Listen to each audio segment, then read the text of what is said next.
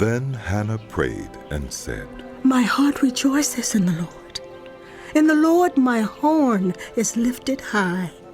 My mouth boasts over my enemies, for I delight in your deliverance. There's no one holy like the Lord. There's no one besides you.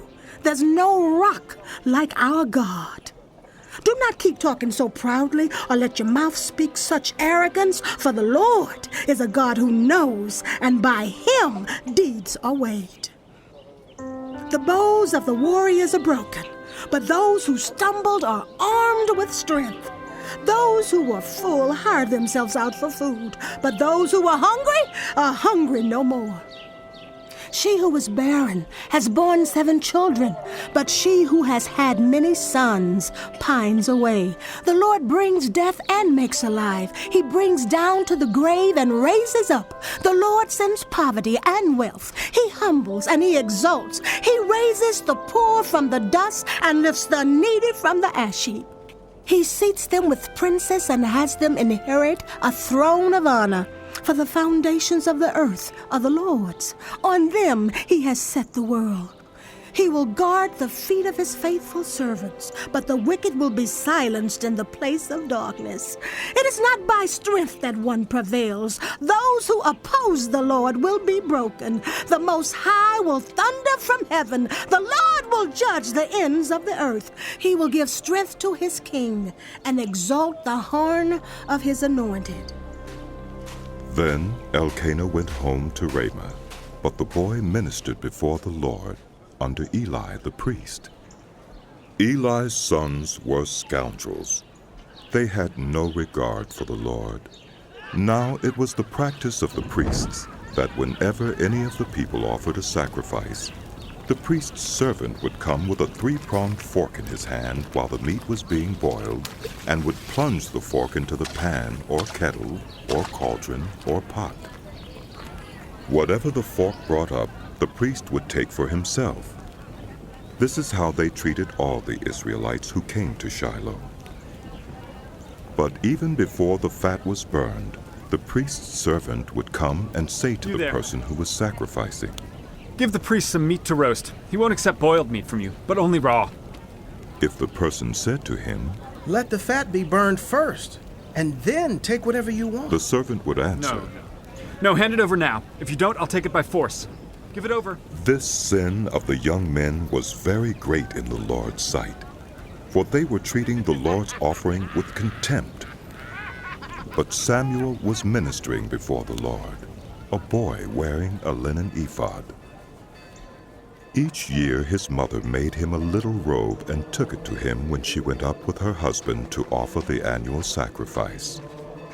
Eli would bless Elkanah and his wife, saying, May the Lord give you children by this woman to take the place of the one she prayed for and gave to the Lord. Then they would go home, and the Lord was gracious to Hannah. She gave birth to 3 sons and 2 daughters. Meanwhile, the boy Samuel grew up in the presence of the Lord. Now Eli, who was very old, heard about everything his sons were doing to all Israel, and how they slept with the women who served at the entrance to the tent of meeting. So he said to them, Why do you do such things? I hear from all the people about these wicked deeds of yours. No, my sons. The report I hear spreading among the Lord's people is not good. If one person sins against another, God may mediate for the offender. But if anyone sins against the Lord, who will intercede for them? His sons, however, did not listen to their father's rebuke, for it was the Lord's will to put them to death. And the boy Samuel continued to grow in stature and in favor with the Lord and with people. Now a man of God came to Eli and said to him, This is what the Lord says.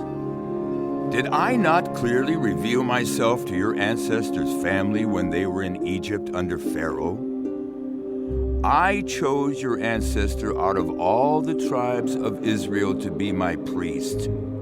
to go up to my altar, to burn incense, and to wear an ephod in my presence.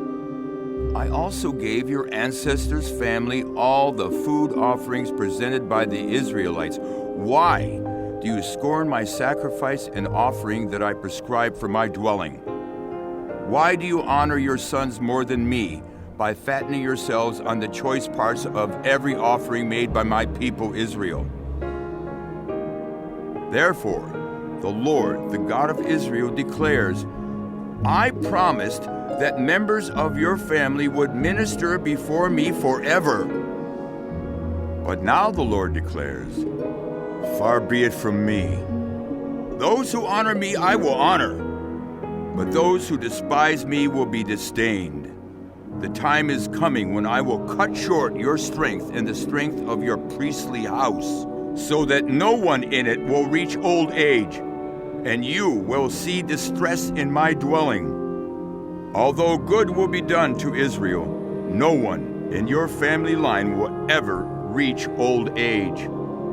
Every one of you that I do not cut off from serving at my altar, I will spare, only to destroy your sight and sap your strength. And all your descendants will die in the prime of life.